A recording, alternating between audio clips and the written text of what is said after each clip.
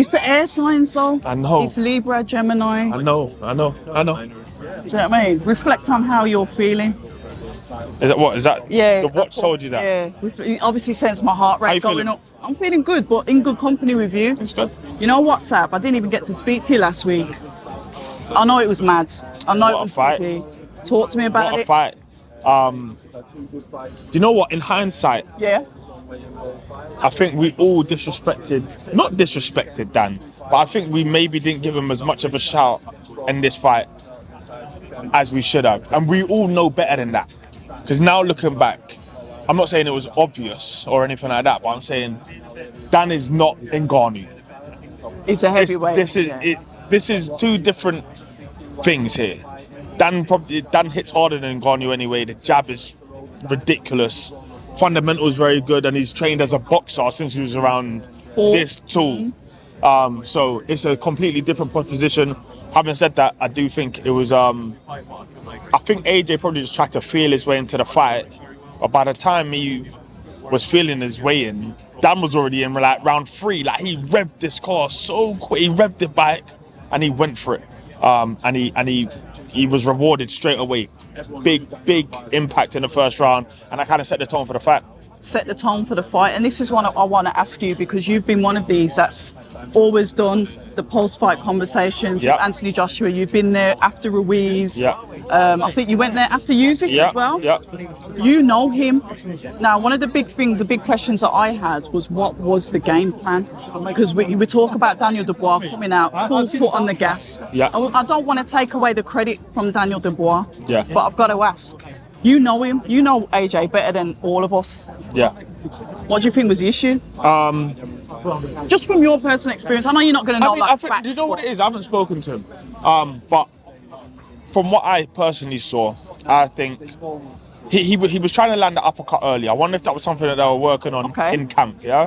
If so, it's a riskiest shot because it's from the back of the room. Regardless of that, I think they obviously knew he has big power. Dan sparred AJ loads and loads of times. They know he's got big power, good momentum, good chin. He can go through the fire. AJ has recently not necessarily had to go through the fire, but he's looked like the old AJ, yeah, blitzing people. But this is his first live opponent in a while in terms of the danger factor. Hungry, young fighter, just how he was. And do you know what? I'm not sure what their weights were. I'm pretty sure Dan was heavier. I can't remember. Dan's a bit younger, so genetically, he might not even be the better man in that fight as well. The game plan probably was wait for Dan to make a mistake, overreach, and punish him with that right hand. That's what I would assume. He's going to come on to you. Hopefully, he falls short just here, and you just give him one, and the fight's over, and we're in the dressing room celebrating. Obviously, Dan found the range on that jab straight away. 10 seconds. 10 seconds he found the range on it, and you can see the next snap back. And all of a sudden, he's already out the gate, and you're not even started yet. Right. That dynamic, because you could see that in round number 1, Dan. How did he switch that dynamic so he was in control straight away? And it was like literally like AJ was like, hold on a minute, this is a bit quick. I think he just started maybe whilst AJ wanted to have a bit of a look and there was download. There was no time. And that fight would have probably gone very differently had Dubois thrown 2 jabs and both of them hit air. But because they both landed, you're already in. You're already way into this fight. And it was just one of those things. It just the momentum, he just grew of it. The big right hand from the back of the room. Which, look, AJ will look at that particular shot in the first round and think should never have landed, because it was kind of swept round the side. It was from a long way away, but it still landed. And that set the tone big time, because obviously he was essentially saved by the bell. And that's it. And for a while, then he's in survival mode. But he still managed to get his feet back under him. True. In round 4. And he kept on getting up. He kept getting up, yes. But he was coming on to Dubois in the 4th. And yeah, he got greedy, and I'm not even sure if it's greed. Oh yeah, he just knew it he was had to desperation. step up. It has to happen. There you go. There is a level of desperation there. Yeah. I found success. Let me build in it now. And that's what it Time was. is now. And it's like Dan almost went into his autopilot and right hand, and there was a little warning sign, like maybe 3 seconds before. A flinch. The little warning sign, and then boom, that's it. You wake up in your corner. Wake up in your corner. What do you think happens with AJ next? And look, you lose. It's good to lose, I think. I always think it's good to lose a fight because then you learn more about yourself and you can come back stronger. But this wasn't an ordinary loss. Yeah. So when you look at it now on a spectrum, what would you say? What would you say? I think he's had to deal with something like this before. It's not too dissimilar. Like he couldn't get up. Yeah, but it's not too dissimilar to the Ruiz fight. You don't think? I mean, he was on his feet there though. He couldn't beat the count. Yes. But that's because of the double whammy of him throwing his shot at the same time. He couldn't beat the count. That's the only difference. But if he did beat the count, then there's no real difference, is what I'm trying to say. He didn't beat the count probably because he was ripping the uppercut at the same time, got hit with an absolute crash. Peach of a shot. Right there. And he would have, 5 more seconds, he would have found his way to his feet. He wouldn't have been all there. But when I think he still can come back from this. He's obviously put out a statement, said he wants to continue fighting. Yeah, he will continue fighting. And of course, listen, I'd keep fighting as well. If every time I get in the ring, I get X amount of money. But money over your health? No, I look, that was his first one since Ruiz where I think he's had to go through it. Okay. Some fighters, that's how they fight every fight. All right, okay. I think he has to have a look and see. Obviously, he's AJ. He's used to having the huge fights, and rebuilding's not. It's not beautiful, is it? It's not pretty. But he's going to have to go and do it unless. I'll tell you what I think would be a very good fight. You're going to say Wilder, innit? I'm going to say Wilder. Say that. I'm going to say Wilder. I've got appetite for that, but a couple of people have said the same thing. I think that fight makes sense, maybe more for AJ than it does for Wilder. But there is still the danger. You have to be sharp. It's not like a given fight. No. Like Wilder is still very dangerous, and it's the type of fight that you're still going to get a lot of money. There'll still be a lot of attention. People will say, "Oh, it's not really the fight until it's fight week." I've thought that about so many fights. Yeah, I hear that. And then it's fight week, and I'm like, "Hold on, this is a massive fight." It's a massive fight. AJ versus Wilder is a massive fight, and it's a bit of a do or die fight. The loser, where do they go? Probably nowhere. Winner stays on. Winner stays on. We've got to talk about winner staying on because we had a winner in Joshua Buatsi. He took on Willie Hutchinson. A fight that some of us found a little bit personal. So we was kind of glad that he went in there and done the business and got Hutchinson down a few times. That was good to see. I think that was kind of the fight I was expecting. I expected him to be. I expected Willie to be a bit of trouble for him. Josh took his legs early though. He took them early. I didn't think he'd get, because Willie had a decent first round. Yeah. But on the second, it's like that distance completely closed up. Bam, bam, bam. And he just seemed too big, too strong. Yeah. And he was just, every shot had a lot of fizz on it. Bam, bam, bam, bam, that bam. Vim was back with Buatsi. Yes. However, a lot of complaining about that, but I saw it. I think I saw it. I think people will say he didn't kill him. He didn't get rid of him. But Willie has crazy amounts of heart. And every time 100%. It looks like he was just about to go, 100%. He finds something. He'll go to the well and find something. He found a way to survive it. So, I think he dominated, completely dominated. And that's it. It's a different Buatsi this though, isn't it? Holds his feet a bit more. And he's willing to take the shots on the gloves. Oh my God. The attack. And he was just going in. Yeah. It wasn't like, when somebody throws combinations, he was throwing 6 combinations. It wasn't just the 1, 2 and resetting. He was going in. All I saw, because remember, the last fight I'm looking at with Willie Hutchinson, he's dancing around Craig Richards, he's moving, he's comfortable, he's switching in, he's doing all this crazy stuff. Buatsi just managed to get that distance.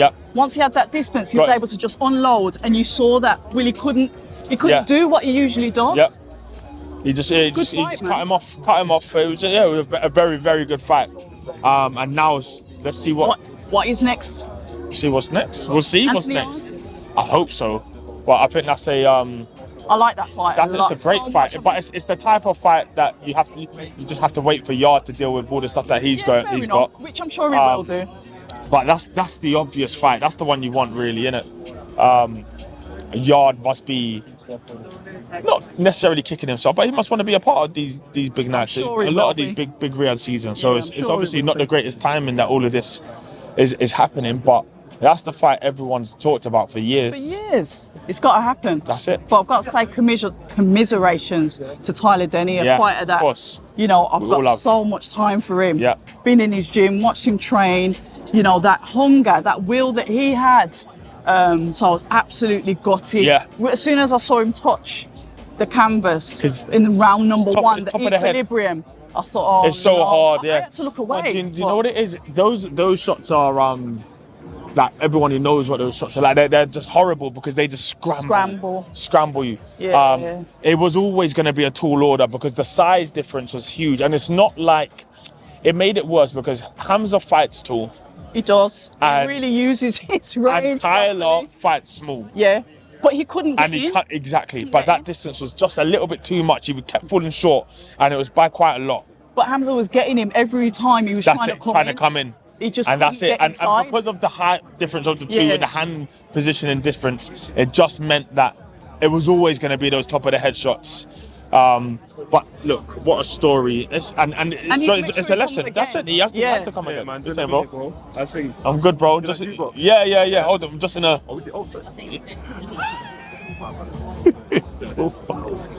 Anyway. But when's he gonna come again? Hopefully straight away. You know, like in the next few months, you'd assume. It's up to him. Go and have a holiday. You've had two, back-to-back camps. That was like. You beat Felix Cash, and it was in a presser on Tuesday. Yeah, that was so mad. that is like, you know, a quick turnaround. He deserves a rest. Have a rest. Have a think about, you know, what's next, and straight back out there, man. That's like you can see, you know. I think he was even probably quite surprised with the support that he had after the fight. Yeah, everyone loves Tyler. Everyone loves Tyler. He's a lovable guy. Of course. Because he comes from the ground up, and we like that in boxing. We love a hero in boxing, don't we? We're talking 18 months ago. Come on. You know, like, he's still on boxer shows, but as in fighting. Yeah. Almost as the away fighter. Always, even when he was on your shows. And he kept beating him, kept doing it. He worked his way up. That apprenticeship. That's it. Beat Brad Ray when you know on paper he wasn't supposed to. River Wilson. That's it. And all of a sudden it's just like, all right. Where is this guy's ceiling? And you know what? Looking back, everyone would have probably realised the styles of that fight with Hamza Shiraz. The styles always suited Hamza more than it suits Tyler. But you have to admit it. I know. I never wanted to admit it. Yeah, but stylistically, the thing is, Hamza lets his hands go really freely. He's a big puncher and he's just really loose. It's almost like he's tapping. Yeah. Someone like Zhilei Zhang, you know, when the shots are just there and you can't see them. Yeah. It's just like that touching power. It's just like he knows where all the sensitive spots are, and he just taps you and you go down. Yeah. Some people are just have that thing where he can just punch. I think that loss, obviously no one likes a loss, but I think it will age really well because I think Hamza will go on to do massive things. For real. We've got to talk about today. We are here for the Beterbiev versus Bivol. As you know, I am team Beterbiev, but I've got to ask. Yeah. Obviously, boxers got 4 fighters on this. Yep. That relationship. Yes. With boxer and Riyadh season, the graft. We saw standing at the window looking in while everyone else is fighting, and then His Excellency went, come on. Eventually, look, obviously, it's all about timing. I said this before, you always say, when are you going to get involved in Riyadh TV? And now we're basically... Sometimes I was actually staring of course you were. Sorry. But, look, it's 4 good fights. Jack Massey, who is... Fair play to him. Heavily underrated, in my opinion, by the way. Really, really underrated. He's as tough as hell. Tough as they come. I remember when he fought Joseph Parker and he gave him a lot of troubles. Actually, I remember that. And I'm sure he stung him in the first or second as well. Yeah, he was very good, very tough fighter. Yeah. Enough time on it? Yeah. So that's a really good fight. And I put it this way, we've seen upsets recently, but when you look back on them, they're not huge upsets. This is another one of those fights. It's gonna, well, to be fair, the Parker loss aged really well for Jack. Exactly. Because I think his style is something that Jai Pattaya needs. Someone that's going to think, Yes. hold on a minute, I'm not scared of you. Yep. I'm going to And come in also, and I'm going to trade. not just that. If there's, I would say Joe Gallagher is probably the most underrated coach in Britain. Yeah. Don't think he gets enough credit, but I think he really knows what he's doing. Well, he's been in the, Of course he does. been in the game for a minute. Of course he does. So I wouldn't be put it this way, I would not be surprised at all if Jack Massey did it. It wouldn't shock me one bit. Trust me. Okay. Then you've obviously got Ben Whittaker on there against Leon Cameron. Come on. We've got a back Ben. We know what Ben's gonna do. Even though I love Liam Cameron's Liam's story, good and he's gutsy and he's yeah, tough and I boy. think it's a really good fight. It is. I know people saying, well, why didn't he fight Lyndon Arthur? Lyndon Arthur won. No, I think this fight stylistically will be good for Ben. Of course. Because he's rugged. Yeah. But I'm always gonna back Ben. Of course. Whittaker. Yeah. Do you know what I mean? 100%. I think he'll just have way too much. I think he stops him. Really? Yeah. I like it. I think he's just too creative. I think this is the type of fighter we could get the stoppage against. I like it. Then you have Mr. I turned down 5 million. Sorry, I'm gonna say it because he said it. He turned whatever 4 million. I don't know whatever it was to fight Hamza. Come on, look. what? Look, Yeah. Look. Listen. It's a great fight. I would actually. No. But I ain't turning down. You're right. You're right. However, I think he's got more than 5 million floating around him. So Okay, fair I enough. can't turn down 5 million. I can never turn down 5 million. I have to fight whoever they put in front of me. But he wanted to go this route, and I think Zeramet is getting as an opponent is getting disrespected a little bit because he is good. I don't know much about He's good. him, so sorry. He's good. I'm He's one of solid. them. Yeah. Okay. He is. I'm not going to say the typical Polish boxer, but he is a test. All right. And it's what you want. If you need a way to come back in, and you know, kind of, you don't want to just go straight back in against a top level operator after a year out. This is the kind of opponent because you will be tested. Okay, fair enough. So then we obviously have Chris Eubank, and then we have the big one, the rematch that could realistically headline this on its own. Team Clark, you know what it is. And you know what? It's Even a weird though one. Fabio is I lovely as well. love Fabio. I've known Fabio for ages. And I hate it because even when I see him now, it says, "Yeah, the opposite," and I don't do that. I've probably known you longer than I've known Fraser. Why do fighters get in their feelings when you pick a side? Can I ask? Because I pick a side because I am quite biased. But some fighters really get annoyed with it, and some of them won't even talk to me now. They're I think when you're fighting someone and someone who you think you class them as a neutral, or even if they don't, you whatever it is, they say, "No, I think he's gonna win," or "I'm backing him." Yeah, it's not, I promise you, it's not Of course personal it's not like personal. that. Of course even it's though not I am a big, even though I do like Fraser Clark a lot. You have favourites. All right, and you know, that's how it goes. They say when you're a parent, you shouldn't have favourite. When you're a journalist, you shouldn't have favourites. I'm not a journalist, though. I keep telling people stop putting me in that box because I'm climbing out of it. So what is it? I just speak to people. I have conversations. You're a conversationalist. Absolutely. A boxing fan with a camera and a mic. Do you know what I mean? That's what I'm about. I never went to college to do journalism. I do what I like. You're not a journal. Yeah, you're not a journal. Do you know what I mean? Yeah, you're right. But Fraser Clark, how do you think it goes this time? Because I'm feeling stoppage, but I think we get around 13. I think it's going to pick up just where it was. Rematches usually favour the boxer over the punch or the brawler. I feel like Fraser will have learned more than Fabio, and I think he will have been able. I think he's got such good pedigree. I think he'll be able to enforce those changes. All those little adjustments he needs to make, I think he'll be able to do them a little bit better than Fabio. I think Fabio will still always be the danger. But right, final predictions then. Eddie Hearn versus Ben Shalom. Who wins and why? Who's the trainers? Who's the trainers? Who's the trainers? Yeah. I don't know. You tell me. I bet Ben. I'm backing Eddie. I think Ben. Oh yeah, Eddie's a big lad. Eddie's 6'5", and the rest of it, whatever. To make it happen. You have to go to the body.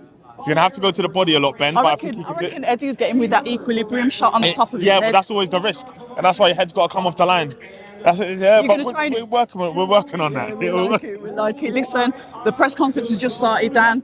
As per usual, always. A pleasure. One of the really in the game. Let me take my mic back, but yeah, I'll chat to you in a bit. I'm not taking that out either. Take it out. People say I'm toxic, and honestly, I don't care.